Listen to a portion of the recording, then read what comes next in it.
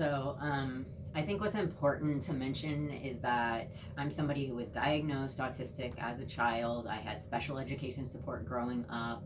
I was re-diagnosed as an adult, given a bunch of assessments by professionals saying I have functional, whatever it's called, like issues that need DD support, and I was still denied eligibility for services. And so I think this is an important part of my story because my disability is primarily autism and I'm not being served by the system. There is no place for me in the mental health system.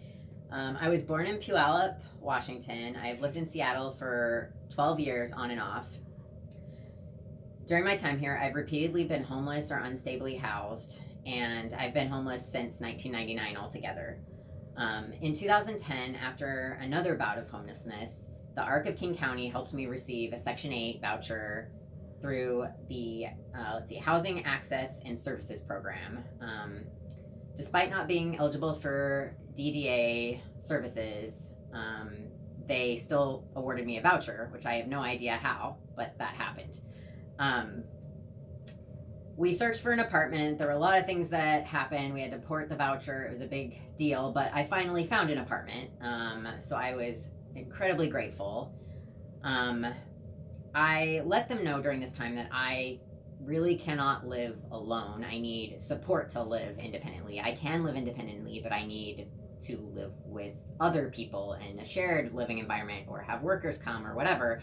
And the problem with that is that because they didn't find me eligible for DDA, I couldn't get access to those things. So that is important to my story. Ended up finally getting an apartment through the YWCA. I had been on a list for a long time, but when I got there, they said it was permanent housing and it was really transitional housing. That's the way that they ran the facility. They didn't allow visitors. They wouldn't even let a caseworker come and see the person if they weren't on a list in the front.